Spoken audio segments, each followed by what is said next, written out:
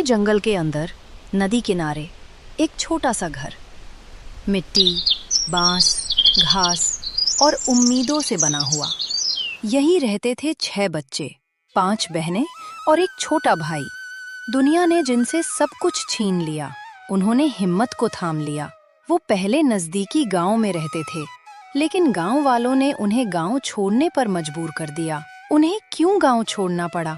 अब वो अपनी जिंदगी कैसे जीते हैं? आइए देखते हैं। रानी सबसे बड़ी बहन थी।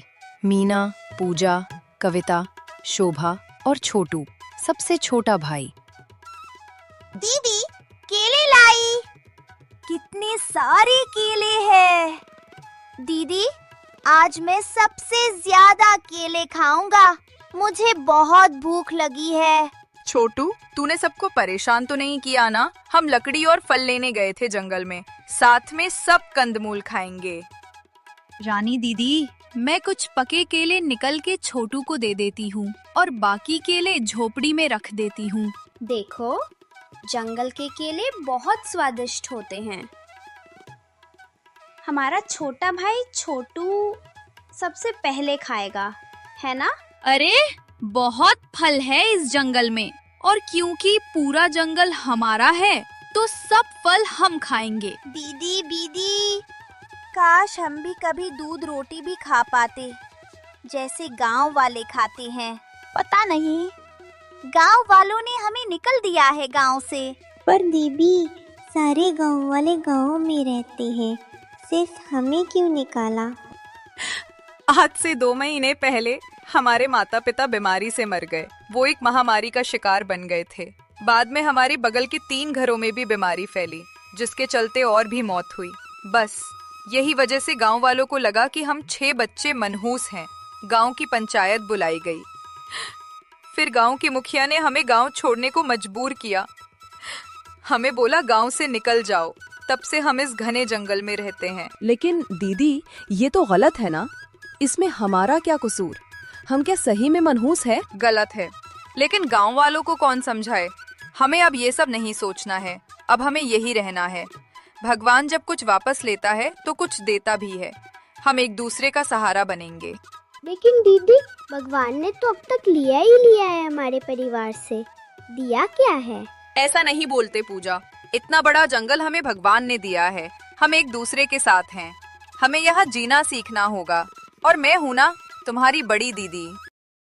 हर रोज बहनें जंगल में जाती, खाने लायक जो मिलता ले आती। कई दिन ऐसे ही गुजरे।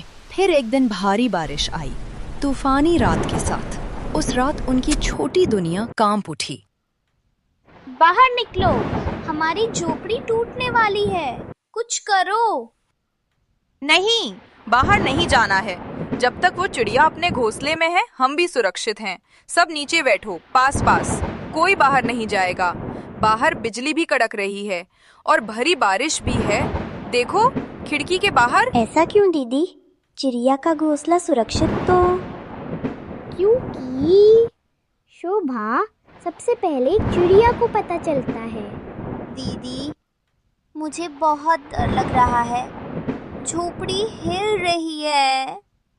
बाहर तूफान है। माँ होती तो डर नहीं लगता। हम अकेले हैं, हम क्या करें? पूजा, रोना नहीं है। और सुन, मैं ही तुम्हारी माँ हूँ अब। जब तक मैं हूँ, कुछ नहीं होगा। माँ नहीं है, लेकिन उनका आशीर्वाद है। हम टूटेंगे नहीं। माता पिता हमें स्वर्ग से देखते होंगे। हमें हौसला रखना है।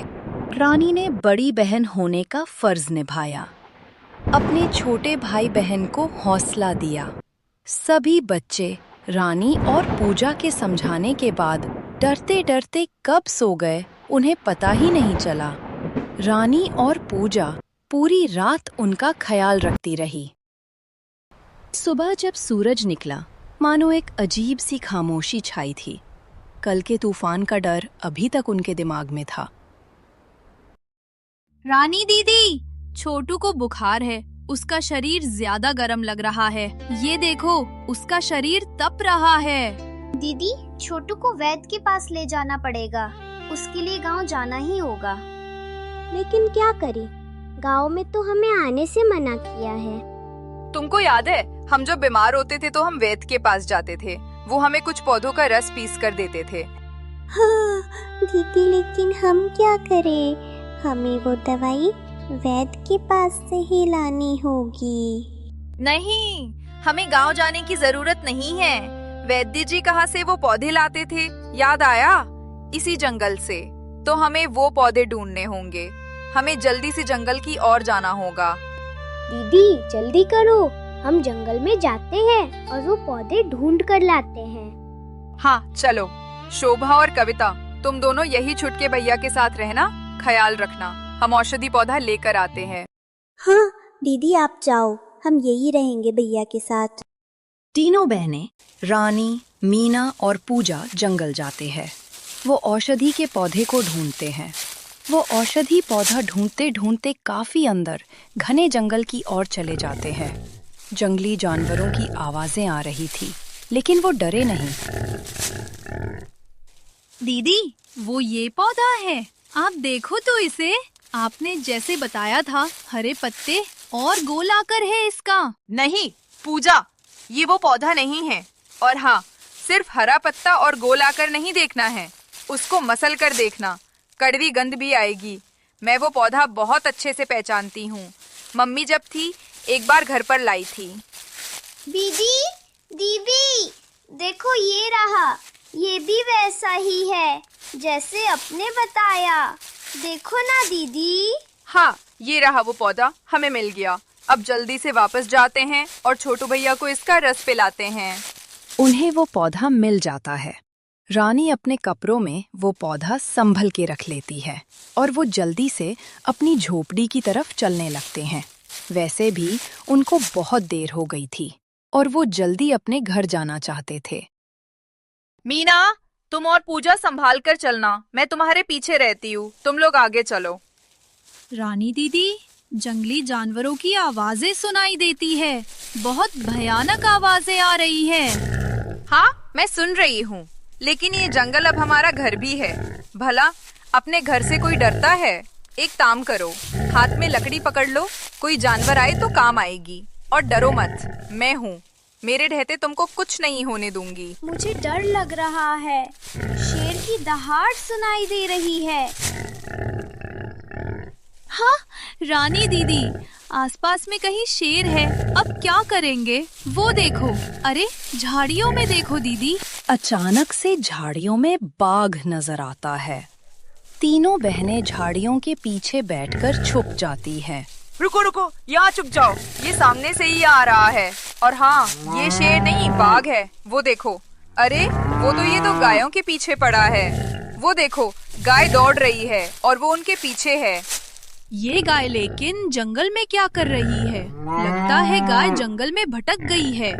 ये बाघ तो गाय को मार देगा।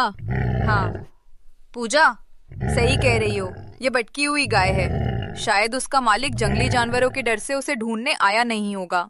वैसे भी गांव वाले जंगली जानवरों के डर से यहाँ जंगल में आते ही नहीं। हमें गाय को बचाना चाहिए, नहीं तो ये गायों को मार देगा। अब क्या करे दीदी? हाँ चलो, हाथ में लकड़ी उठा लो और जोर जोर से आवाज करके लकड़ी को जमीन के ऊपर मरो। तेज आवाज सुनकर जंगली जानवर भाग जाते हैं, लेकिन हाँ संभल कर, बाघ का भरोसा नहीं, बहुत नजदीक नहीं जाने का। रानी ने जैसे बताया वैसे ही तीनों बहनों ने किया। बाघ घबराकर भाग जाता है। तीनों बहनें राहत की सांस लेती है। अब जो 2 गायों को बचाया था वो उनके पीछे पीछे चलती है। अब वो अपने घर की तरफ चलने लगते हैं। तीनों बहनें अपनी झोपड़ी पर पहुंचकर राहत की सांस लेती है। उनको अपनी बहादुरी और सूझबूझ पर गर्व था। ये हमने बाघ को भगा दिया, हम तो बहादुर बन गए। अब मैं कभी डरूंगी नहीं। अगर हमारे माता पिता होते तो हमारी बहादुरी देखकर वो खुशी से फूले नहीं समाते, उनको हम पर गर्व होता। मैं आज बहुत खुश हूँ। दवाई भी ले आए, बाघ को भी भगाया और गाय भी हमारे साथ आ गई। दीदी, पड़ोस में रहने वाले ललन चाचा जब हम गांव में रहते थे तब मम्मी और पापा को सुनाया करते थे कि तुम्हारी तो 5 बेटी है और मेरे तो 3 बेटे हैं। आज मम्मी पापा हमें देखते तो उनको गर्व होता। हाँ, मुझे याद है। उनको अपने तीनों बेटों पर बहुत अभिमान था। उनके 3 बेटे कुत्तों को देखकर घबराकर भाग जाते थे। और यहाँ बाघ हमें देखकर भाग जाता है। देखो देखो छोटू भैया, दीदी आ गई, दवाई भी लाई है। दीदी, आपने बहुत देर की, हम राह देख रहे थे आपकी। मेरे प्यारे छोटू भैया, चलो उठो, दवाई ले लो, जल्दी से ठीक होना है ना। रानी अपने छोटे भाई को जल्दी से औषधि देती है। शोभा, आज तो हम जंगल में बच गए। अरे, वापस आते वक्त रास्ते में बाघ आ गया था। हे, ओ दीदी, क्या बात करते हो? बाघ आ गया था? अरे वाह छोटू, तुम तो एकदम ठीक हो गए। इतनी जल्दी दवाई असर करने लगी। अरे दीदी, आपको बाघ मिला जंगल में। ये बात सुन के मैं तो चौंक गया। हाँ, वो गाय के पीछे पड़ा था उसका शिकार करने, लेकिन हमने बाघ को भगा दिया। ये बाघ को दीदी ने भगाया। ये बाघ को दीदी ने भगाया। ये सब हमारे मम्मी पापा के आशीर्वाद के कारण हुआ है। मेरा भाई और बहनें सलामत हैं। मेरे लिए वही खुशी की बात है। आओ हम सब मिलकर हमारे मम्मी पापा को शुक्रिया बोले। वाह दीदी, क्या बात है, बाघ को भगा दिया। ये तो बहुत ही बहादुरी की बात है। हाँ, और ये गाय भी हमारे पीछे पीछे घर तक चली आई और हमारे आंगन में खड़ी हो गई। अब तो छोटू को दूध भी मिल जाएगा। दीदी, गाय तो यहाँ बैठ ही गई। वो अब क्या यही रहेगी? अब ये हमारी पालतू हो गई है। उसे हम पर भरोसा बैठ गया है, वो कहीं नहीं जाएगी। हाँ कविता, जानवर को अगर प्यार करे, देखभाल करे, तो वो हमारे साथ ही रहता है। हमें भी वो उतना ही प्यार करेगा। और ये तो हमारी गाय माता है, जो सदियों से हम जैसे जरूरतमंद और गरीब किसानों के लिए वरदान है। दीदी, हम हर रोज फल वगैरह खाते हैं, हमें दाल चावल तो मिलते ही नहीं। क्या करें? मुझे दाल बहुत बहुत अच्छी लगती है। मम्मी मुझे दाल चावल खिलाती थी। मैंने तो कई महीनों से सब्जी, दाल और चावल नहीं खाए। दीदी, हम ये नदी किनारे जहाँ पानी भरने जाते हैं, वहीं पर एक अच्छी उपजाऊ जमीन भी है। क्यों ना हम वहाँ खेती करें? पापा जब थे तब हम उनके साथ खेत में जाते थे। खेती के बारे में हमें थोड़ा बहुत तो पता ही है। तुमने तो मेरे मुंह की बात छीन ली। मैं भी यही सोचती थी जब भी नदी किनारे जाती थी। कुछ करना तो है। तो दीदी, हम कुछ शुरुआत तो करें। मम्मी ने कहा था कि मेहनत करने से जरूर सफलता मिलती है, और हम सब करेंगे। अरे मैं तेरी बड़ी दीदी हूँ, लेकिन मुझे अब लगता है कि तुम सब बड़े हो गए हो। तुम लोगों से ये बातें सुन मुझे बहुत अच्छा लगा। चलो नदी किनारे जाकर जमीन को खेती के लिए तैयार करते हैं। लेकिन दीदी, हम बीज कहाँ से लाएंगे? क्या करें? अरे मेरी भोली बहन, हम जब आए थे जंगल में तो हमारे घर से बचा हुआ अनाज लेकर आए थे, जिसके कुछ बीज हम खेती में लगा देंगे।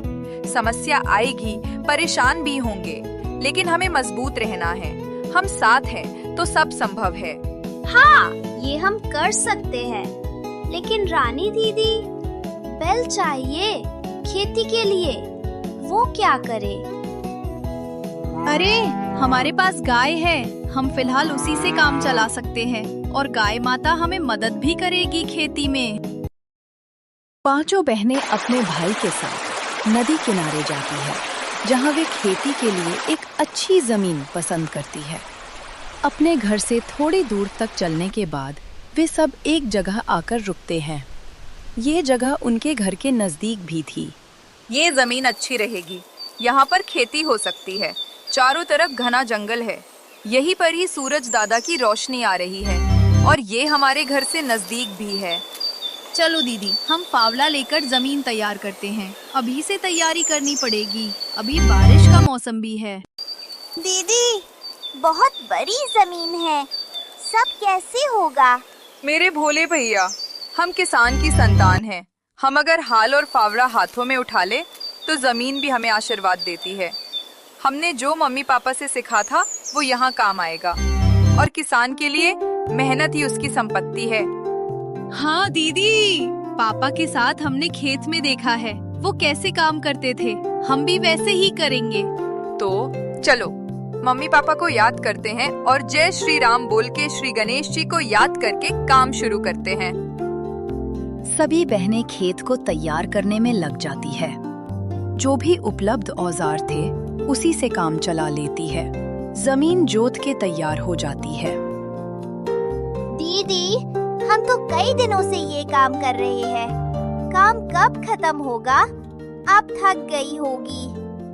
बस छोटू, ये देखो हो गया।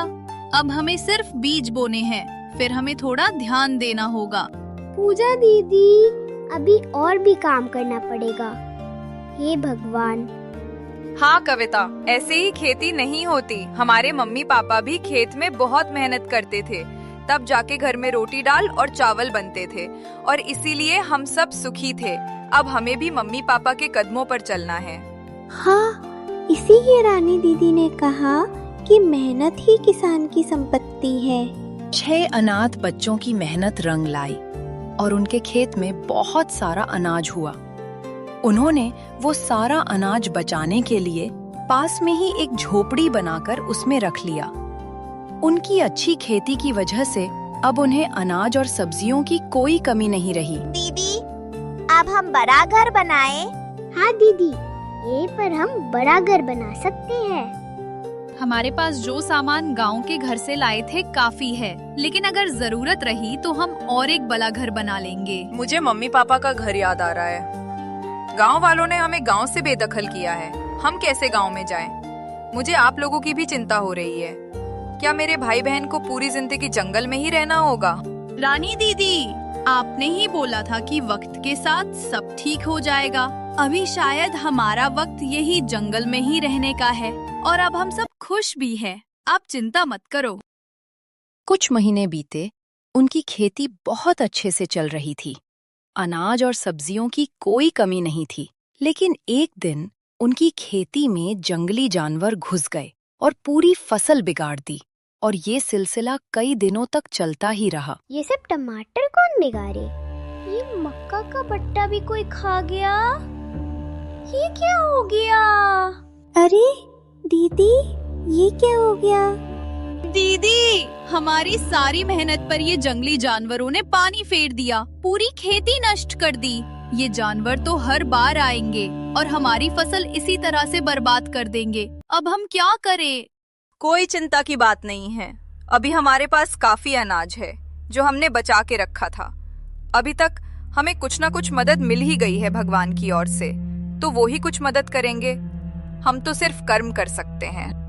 लेकिन दीदी, ये जंगली जानवरों को तो हम नहीं रोक सकते। जब वे नदी किनारे पानी पीने आते होंगे तभी वे यहाँ आते रहते होंगे। अब हम खेती नहीं कर पाएंगे। मैंने कहा ना, चिंता की बात नहीं है, कुछ ना कुछ हल निकल आएगा। वैसे भी हमारा खेत हमारे घर से काफी नजदीक है। हम यहाँ आते रहेंगे। जितना भी हो सके हम फसल को बचाएंगे। हमने बहुत मेहनत से ये खेत बनाया है। ये जंगली जानवर हमारे खेत में क्यों आते हैं? हमारी पूरी फसल बर्बाद कर दी। नहीं कविता, वो हमारे खेत में नहीं आते, हम उनके जंगल में आए हैं। अब हम घर जाएंगे, कुछ सोचते हैं। एक दिन रानी, पूजा और मीना लकड़ी लेने जंगल में जाते हैं। कविता और शोभा अपने भाई के साथ घर पर रहती है। संभल कर चलना दोनों। यहाँ हमें वैसे 2 साल होने आए, लेकिन फिर भी ये जंगल है, इसमें जंगली जानवरों का ही राज चलता है। हमें हर कदम फूंक कर रखना है। सांप, बिच्छू और कई जहरीले जीव झाड़ियों में हो सकते हैं। हाँ, देखो ना, शेर की दहाड़ भी सुनाई दे रही है। मुझे थोड़ा डर लग रहा है। ये तो बाघ की आवाज है। जैसे जैसे हम नजदीक जा रहे हैं वैसे वैसे आवाज भी बढ़ रही है। लगता है बाघ नजदीक में ही है। रुको, ध्यान से, ये हमारे लिए बड़ा खतरा हो सकता है। मीना, तुम पूजा का हाथ पकड़ लो। जैसे जैसे आगे बढ़ रहे थे, बाघ की आवाज भी बढ़ रही थी। वे घबराए हुए थे। रानी को अपनी बहनों की चिंता थी। अरे लेकिन ये बाघ बैठा क्यों है? हम उसके सामने हैं, लेकिन वो हमला भी नहीं कर रहा। पिछली बार हमने भगाया था, इसीलिए वो हमसे डर कर बैठा है। नहीं मीना, बात ये नहीं, ये जंगली जानवर है। वो अपनी प्रकृति के हिसाब से चलते हैं। वो हमला तो करना चाहिए, लेकिन समझ नहीं आ रहा वो खड़ा क्यों नहीं हो रहा। वे तीनों बहनें उत्सुकता के चलते बाघ के और नजदीक जाती हैं। अरे दीदी, ये देखो, उसके पैर में कुछ लोहे जैसा है। अब समझी, ये किसी शिकारी के फंदे में फंसा होगा। वहां से वो बच के निकल गया, लेकिन फंदा पैर में ही फंसा रह गया है। ये इसीलिए दर्द से चिल्ला रहा है। उसे शायद बहुत पीड़ा होती होगी। तो दीदी, हमें यहाँ से अब चलना चाहिए। हम उसके नजदीक जाएंगे तो वो हमें मार देगा। नहीं पूजा, वो अभी हमला करने की स्थिति में नहीं है, क्योंकि उसका घाव बड़ा है। शायद वो कई दिनों से इसी फंदे में फंसा है। क्या कहती हो, इसकी पीड़ा हम दूर करें? रानी दीदी, उसकी पीड़ा दूर करने के चक्कर में कहीं हमारी पीड़ा ना बढ़ जाए। तो क्या करें? उसे फंदे से छुड़वाए? कहीं हम पर हमला कर देगा तो? हाँ, वो अभी कमजोर है, तो हम उसकी मदद कर सकते हैं। चलो उसके नजदीक जाते हैं। मीना, वो हमें पीड़ा देने की स्थिति में नहीं है। दीदी, मैं उसका पैर पकड़ती है। आप धीरे से फंदे को खोल देना। हाँ, ये फंदे में लॉक लगा होता है, मैं जानती हूँ। उसे खोल दिया तो वो इस दर्द से छूट जाएगा। तीनों बहनें मिलके बाघ को फंदे से छुड़ाती है। बाघ बहुत ही कमजोर लग रहा था। वो ये सब देख रहा था। शायद लगता था वो भी समझ गया हो, जैसे कि ये मेरी मदद कर रहे हैं। तीनों बहनें लकड़ियां लेकर घर पहुंचती हैं और जो आज जंगल में हुआ, यह बात सबको बताती हैं। अरे वाह, क्या बात है! खाट और गद्दे तुम लोगों ने लगा दिए। लगता है घर सजा के ही मानेंगे। हाँ दीदी, ये बाहर था सामान, तो हम घर में ले आए। रानी दीदी, कविता और छोटू अब बड़े हो गए हैं। वो अब बड़ों वाला काम करते हैं। दीदी, आप तो बहादुर है। आपने बाघ को बचाया। सुनहरी सुबह, जंगल में चिड़ियां चहचहा रही हैं। सभी लोग अपने घर के बाहर आते हैं। देखते हैं तो बाघ उनके आंगन में शांत होकर बैठा है। ये देख भाई बहनें चौंक जाते हैं। गाय वहीं पर थी, घबराई हुई। अरे दीदी, हमारे घर के आंगन में बाघ! ये तो ये तक आया।